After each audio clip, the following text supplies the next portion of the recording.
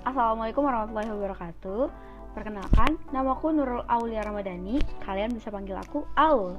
Jadi, hari ini aku pengen sharing mengenai problematika dalam bimbingan kelompok. Tahu nggak sih kalian bimbingan kelompok itu apa? Jadi, bimbingan kelompok itu merupakan salah satu layanan dari beberapa layanan yang ada di bimbingan konseling. Nah, salah satunya adalah bimbingan kelompok. Kalau menurut Prayitno pada tahun 2004, layanan bimbingan kelompok itu merupakan salah satu layanan yang diberikan kepada sekelompok siswa ataupun siswi ataupun siswa-siswi dalam suasana berkelompok. Jadi kalian udah pasti paham yang namanya kelompok, ya pasti mereka terdiri dari beberapa orang, entah itu 3, 5, 7 atau 10 orang. Nah, terus di dalam kelompok itulah mereka saling berbagi informasi dan pemahaman baru satu sama lain. Nah, tujuan dari bimbingan kelompok itu sendiri itu terdapat 2 tujuan. Kita bahas yang pertama. Yang pertama adalah tujuan umum. Apa sih tujuan umum dari bimbingan kelompok? Tentu saja tujuan umum dari bimbingan kelompok itu untuk mengembangkan kemampuan bersosialisasinya siswa. Tapi dalam kenyataannya, ya seperti yang kita tahu, kemampuan bersosialisasi ataupun kemampuan berkomunikasi dengan orang lain itu kemampuan bersosialisasi ataupun kemampuan berkomunikasinya seseorang itu sering banget terganggu, entah itu oleh perasaan, pikiran, persepsi, wawasan, terus juga sikap yang kurang objektif, terus juga sempit dan terkukung, lalu juga tidak efektif. Nah, yang kedua itu ada tujuan khususnya. Tentu saja. Nah, jadi kalau tujuan khusus dari bimbingan kelompok itu di mana di dalam bimbingan tersebut kita membahas topik-topik tertentu yang mengandung perasaan aktual ataupun hangat dan menjadi perhatian siswa.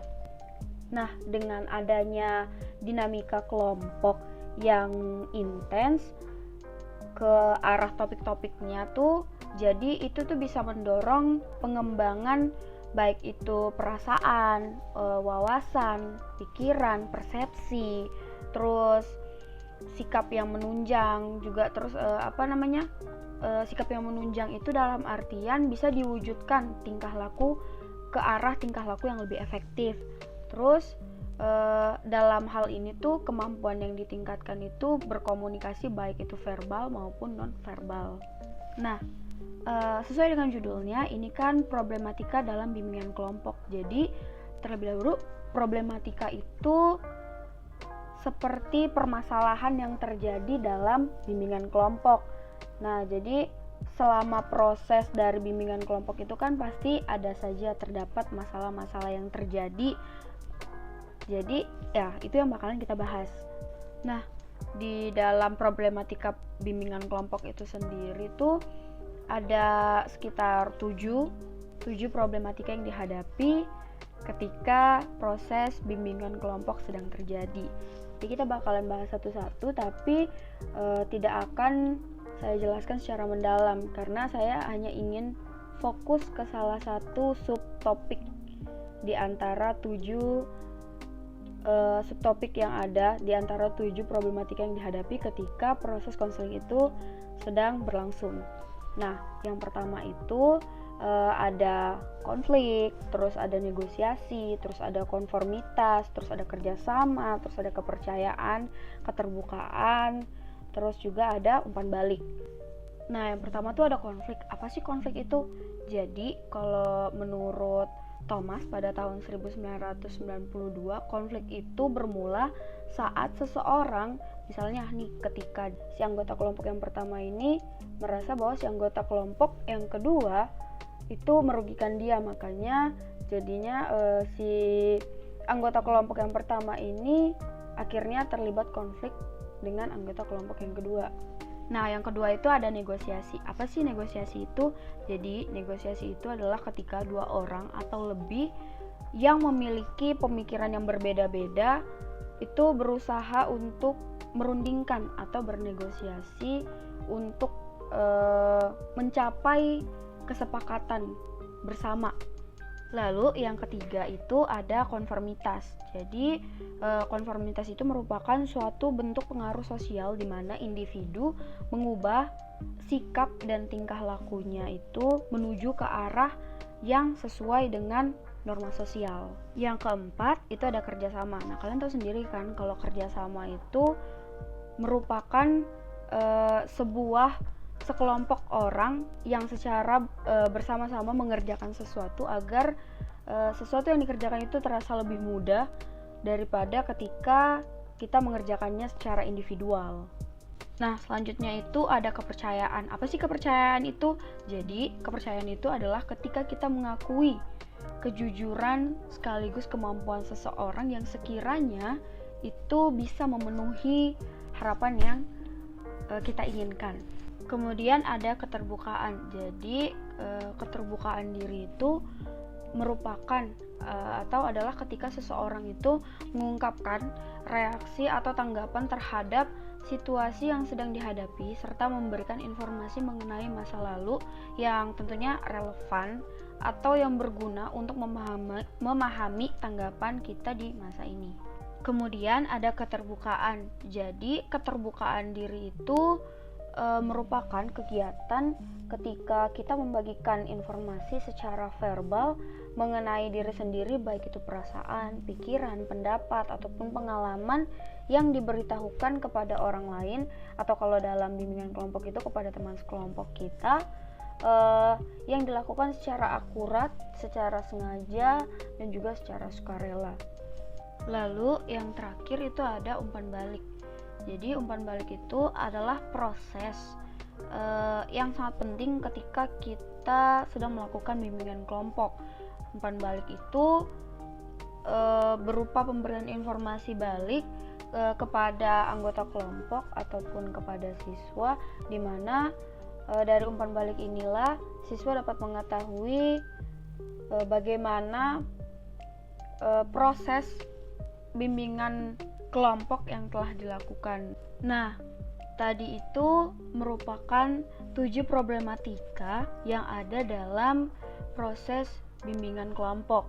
Nah, di antara 7 problematika yang tadi udah aku sampaikan ke kalian, salah satunya itu ada keterbukaan, dimana keterbukaan itu kan ketika kita terbuka dengan bebas menyampaikan atau mengumumkakan pendapat, ide, saran, ataupun tentang apa saja yang kita rasakan dan kita pikirkan tanpa kita tuh merasa takut, malu, ataupun ragu-ragu. Jadi itu sama saja dengan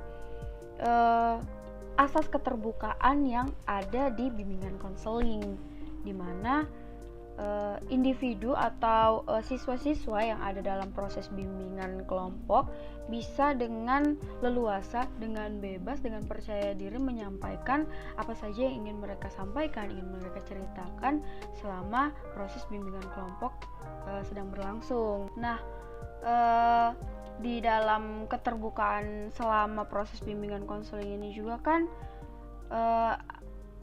bagaimana sih bentuk problematikanya? Kan misalnya nih, kalau kita lagi bimbingan kelompok, terus kita dikumpulkan sama orang-orang yang memiliki permasalahan yang hampir mirip, hampir sama dengan permasalahan kita. Namun kan kebanyakan orang itu tidak bisa langsung berbaur dan tidak bisa langsung terbuka begitu saja untuk menyampaikan pendapatnya, perasaannya, pikirannya kepada orang-orang yang ada dalam proses bimbingan kelompok tersebut. Mungkin dia merasa kurang percaya diri, atau mungkin dia merasa kurang percaya dengan orang-orang yang ada di dalam proses bimbingan kelompoknya. Terus juga mungkin dia belum membentuk rasa kepercayaan terhadap orang-orang yang akan menjalankan bimbingan kelompok bersama dengan dirinya gitu. Nah, terus gimana sih kita sebagai konselor mengatasinya? Kalau menurut saya tentu saja ya, kita sebagai konselor bagaimana kita itu bertanya kepada anggota yang mungkin selama proses bimbingan konseling, bimbingan kelompok itu kita lihat mungkin kurang aktif, atau mungkin ketika dia menyampaikan pendapatnya itu dia masih penuh dengan keraguan-raguan ketika ingin menyampaikan hal-hal, mungkin perasaannya dia mungkin waktu dia mau menceritakan dia masih kurang percaya diri ini, sama dengan cerita yang ingin dia ceritakan pada saat proses bimbingan.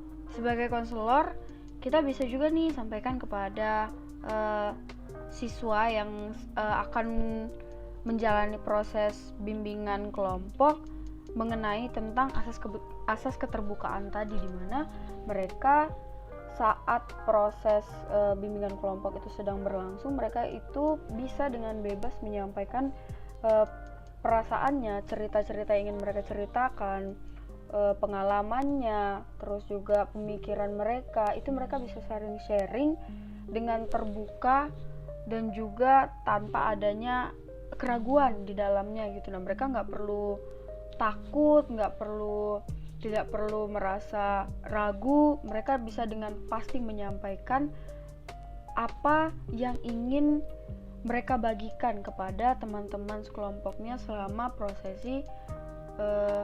proses bimbingan kelompok itu sedang berlangsung. Mungkin sekian yang bisa saya sharing ke kalian semua. Semoga ilmunya bermanfaat. Terima kasih. Wabillahi taufiq wal hidayah. Wassalamualaikum warahmatullahi wabarakatuh. Dah.